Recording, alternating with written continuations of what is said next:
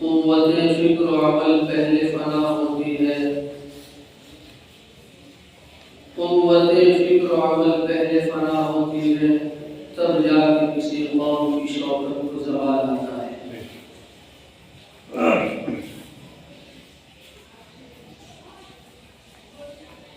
معزز حاضرین،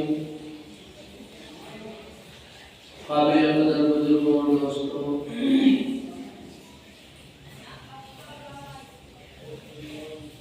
اس وقت مسلمانوں کی جو ذہنی صورتحال ہے وہ انتہائی تشویشناک ہے۔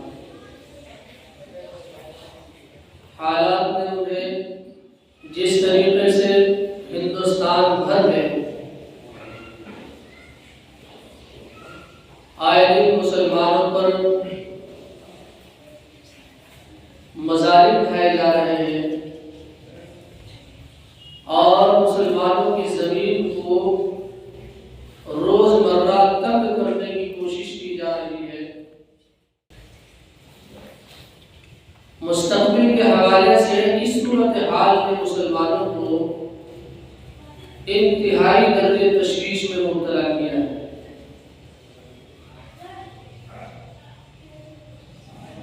باطل کی پوری طاقت اور تمام قوتیں اس بات پر صرف ہو رہی ہے کہ کسی طریقے سے مذہب اسلام کو مسلمانوں کے ذہن و دماغ سے کھرچ کر پھینک دیا ہے۔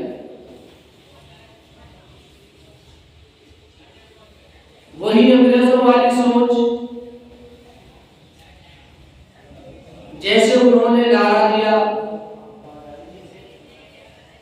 ہم تمہارے بچوں کو فری میں پڑھائیں گے،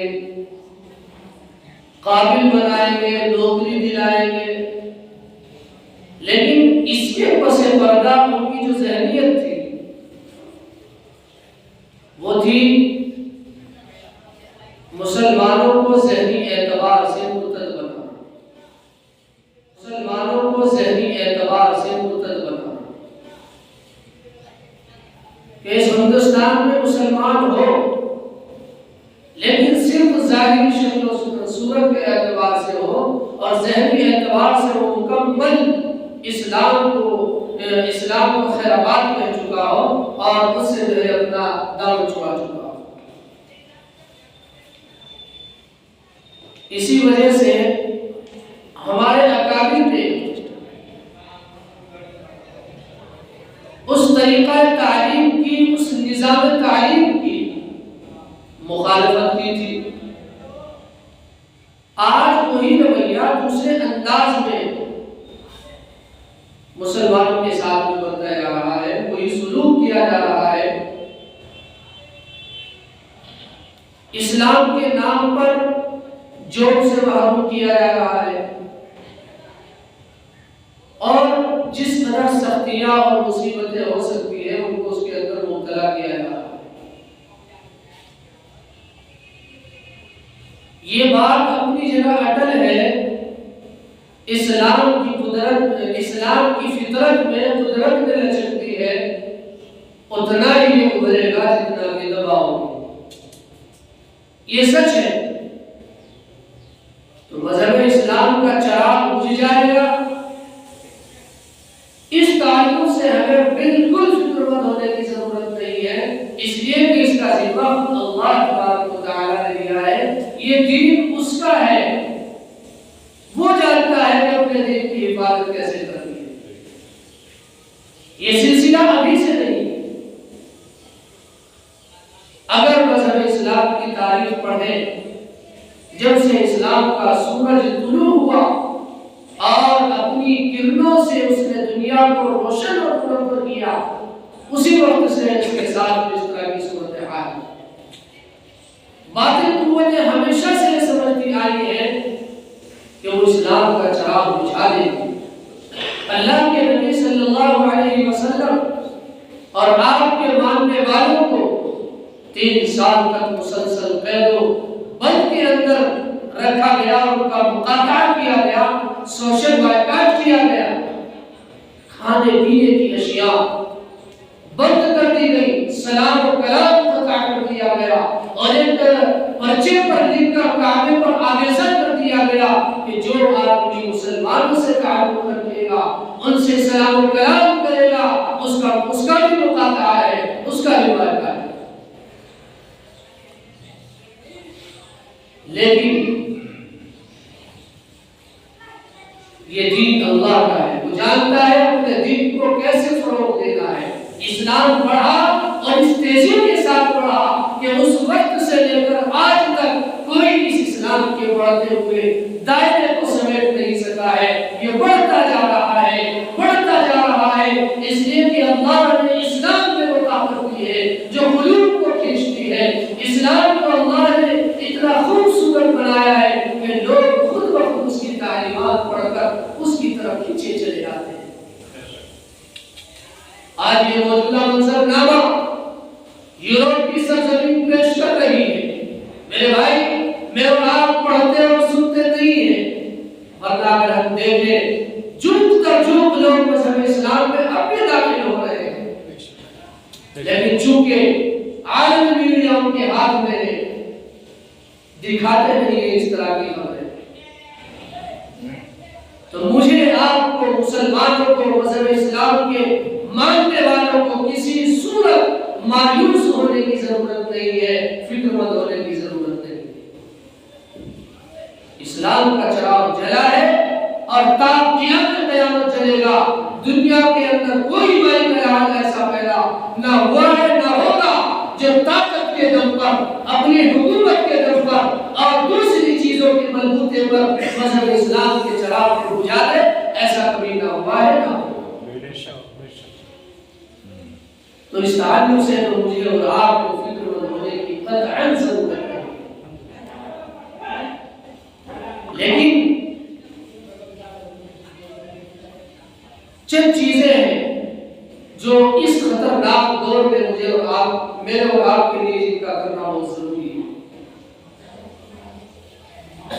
ابھی میں نے ایک شعر پڑھا، اس میں شاعر نے کہا امت فکر و عمل پہلے فنا ہوگی، تب جا کے کسی قوم کی شوکت کو زوال آتا ہے۔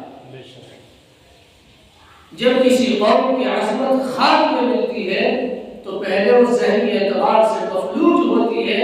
جیسے ایک اپاہج اور معذور انسان ہوتا ہے، وہ کوئی کام انجام نہیں دے سکتا، اسی طریقے سے جو قوم ذہنی اعتبار سے مفلوج ہو جاتی ہے اور جو مینٹلی اسٹرانگ نہیں ہوتی، جو ایک اللہ کی طاقت پر یقین نہیں رکھتی، وہ مایوسی اور تاریکی کے غار میں چلی جاتی ہے۔ اور ٹھیک اسی طریقے سے جیسے ایک معذور آدمی کوئی کام انجام نہیں دے سکتا، وہ محتاج ہوتا ہے، اس سے کسی نفع کی امید نہیں رکھی جا سکتی، اسی طریقے سے وہ قوم ہوتی ہے۔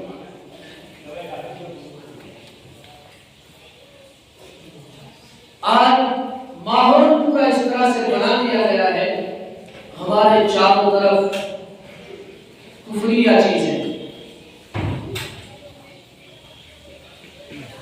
ایجوکیشن سسٹم، تعلیمی نظام پورا اس طریقے سے بنا دیا گیا اور میڈیا کے ذریعے سے ایسی ایسی باتیں پھیلائی جاتی ہیں کہ جس سے مسلمان مایوسی اور تاریکی کے غار میں چلا جائے اور مذہب اسلام سے کسی نہ کسی درجے وہ اپنا دامن چھوڑا ہے۔ یہ باقاعدہ پورے ایک نظام کے ساتھ، ایک سسٹم کے ساتھ میں محنت چل رہی ہے، لیکن مضبوط طاقتور آدمی وہ نہیں جو حالات کے بہاؤ میں بہہ جائے، سنگین حالات میں، خطرناک حالات میں جب خوشحالی ہو، جب اپنے آپ کو قائم رکھنا، اسلام پر استقامت کے ساتھ جمے رہنا، یہ کون سی بڑی بات ہے؟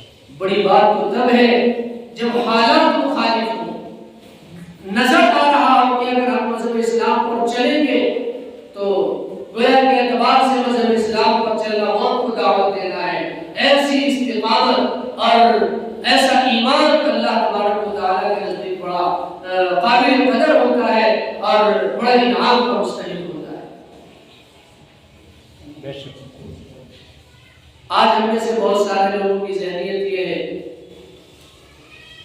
جو لوگ بیچارے زیادہ پڑھے لکھے نہیں ہیں، وہ سمجھتے ہیں کہ اسلام لا کے ہم نے اللہ پر احسان کیا ہے،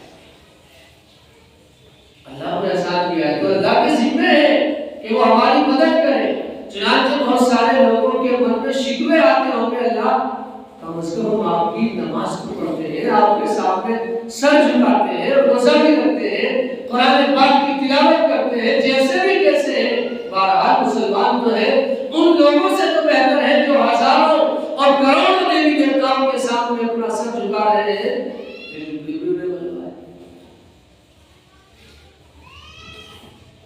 اللہ تعالیٰ فرماتا ہے یمنون علیک ان اسلموا،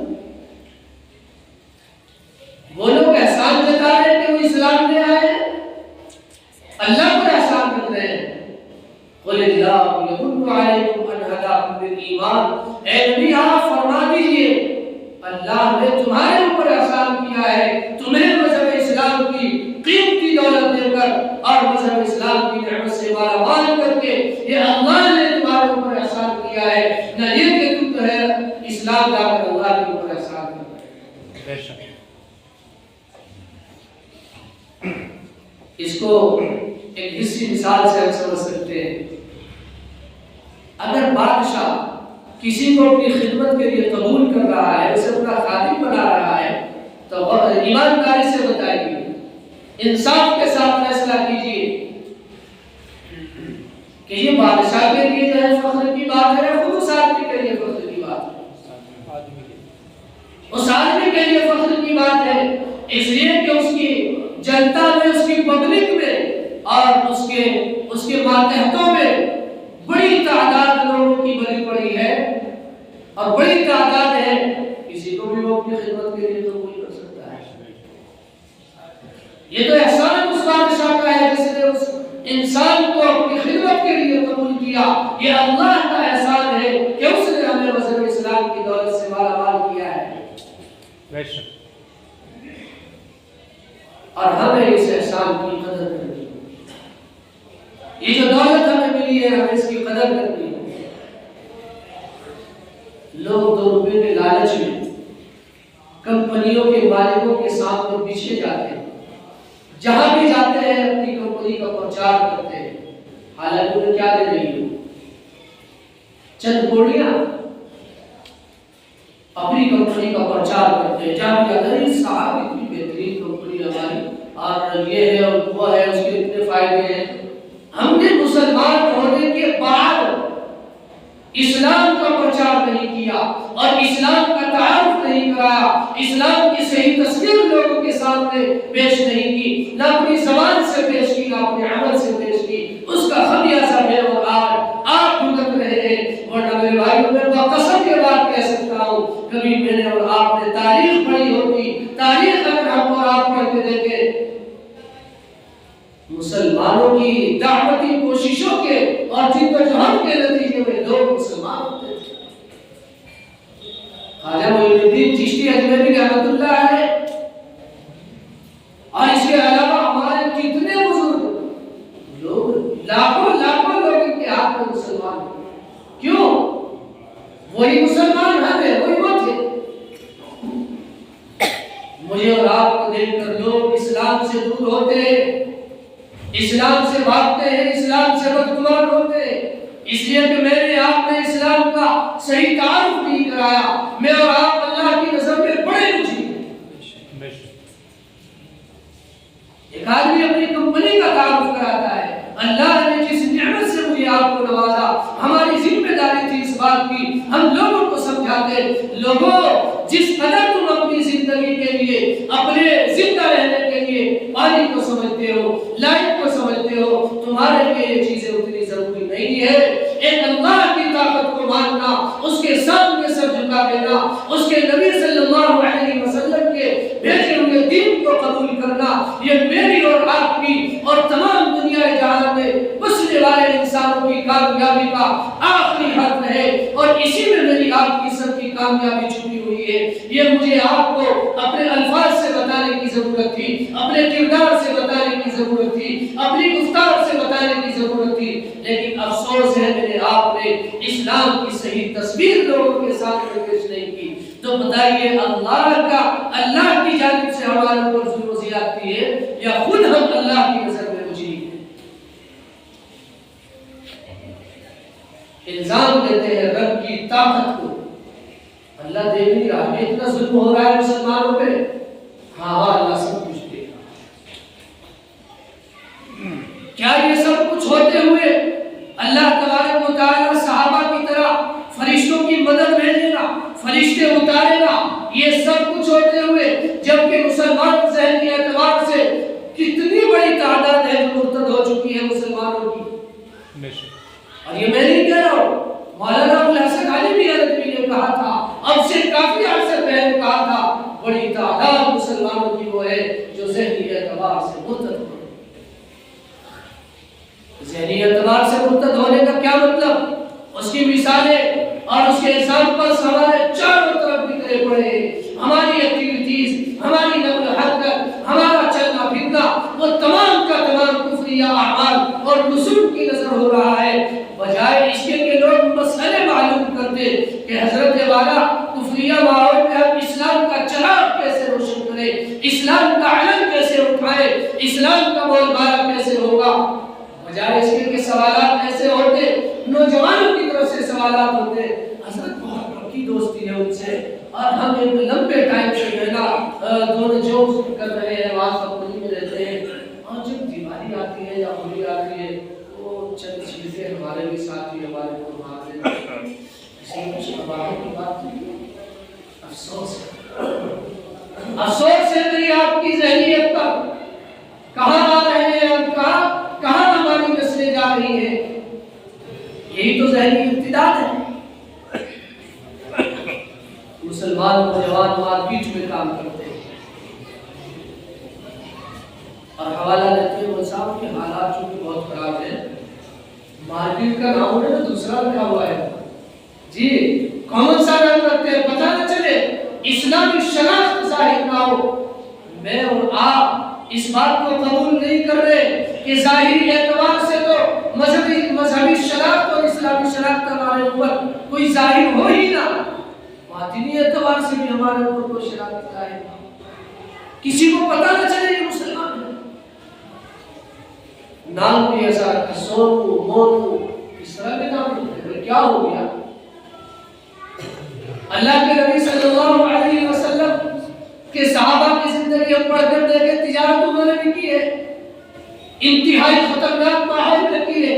دراصل تجارت کا تعلق ان چیزوں سے نہیں ہے، آپ اچھا مال دیں، اصول کی پابندی کریں، وعدے کی پابندی کریں، ایک نمبر کی جو چیز آپ دے رہے ہیں، جس کی آپ قیمت وصول کر رہے ہیں، ایک نمبر کی چیز آپ اسے دیں، زبان کی سچائی، یہ چیزیں تجارت کے اصول میں شامل ہیں۔ کیا میں اور آپ کسی بلکہ بڑی تعداد مسلمانوں کی وہ ہے جو غیر مسلموں سے اپنا لین دین کرتی ہے اور باقاعدہ ان کی سوچ یہ ہے، وہ سمجھتے ہیں کہ اگر کسی مسلمان سے ان سے بھی ہم نے معاملہ کر کے دیکھا مسلمانوں سے، لیکن ان کا لین دین اچھا نہیں ہے، دغا بازی کرتے ہیں، دھوکے بازی کرتے ہیں، تو پتہ چلا کہ میں اسلام و کفر کا مسئلہ نہیں ہے، مسئلہ ہے تجارت کے اصولوں کو اپنانے کا۔ اس لیے میرے بھائیوں کھل کر مارکیٹ میں بھی اپنا تعارف کراؤ کہ ہم غیر مسلمان ہیں، اپنا جو آپ کا اصلی نام ہے اسے ظاہر کریں، گھبرانے کی یا مایوس ہونے کی کوئی ضرورت نہیں، فخر کے ساتھ میں کہیں کہ ہم مسلمان ہیں، اصول اپنے صحیح کریں۔ تجارت جیسے اوروں کی پروان چل رہی ہے، آپ کی بھی پروان چلے گی، بلکہ اللہ ہمیں ان سے زیادہ دے گا۔ تو یہ چیزیں مجھے آپ کو کرنے کی ہے۔ نوجوان اپنے اوپر کفریہ چیزیں لاگو کر رہا ہے، ہاتھ میں دھاگا سا ایسا ڈال دیا جی پتہ نہ چلے کیا ہے، اگر پوچھا کیا ہے وہ صاحب کچھ ہی بس وجہ کیا ہے وہ جانتے نہ ہو۔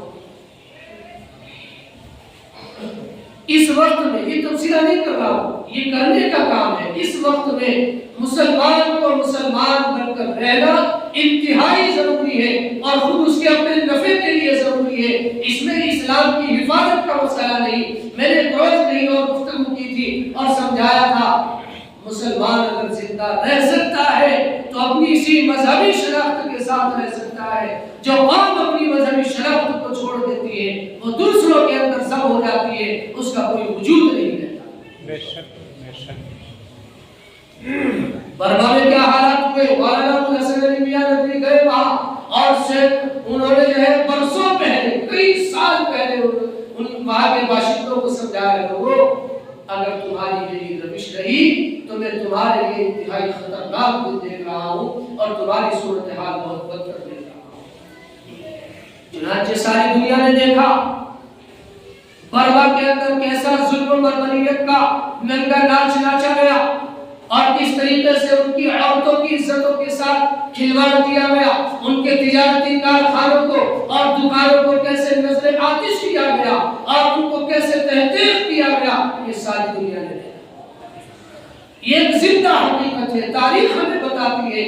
مسلمان اگر کبھی زندہ رہ سکتا ہے تو وہ اپنی مذہبی شناخت کے ساتھ زندہ رہ سکتا ہے۔ اس لیے ہم فخر کے ساتھ میں مذہب اسلام کے سے اپنے وابستہ ہونے کا اعلان کریں۔ اللہ تبارک و تعالی نے قرآن میں حضرت یوسف علیہ السلام کی دعا کا ذکر کیا۔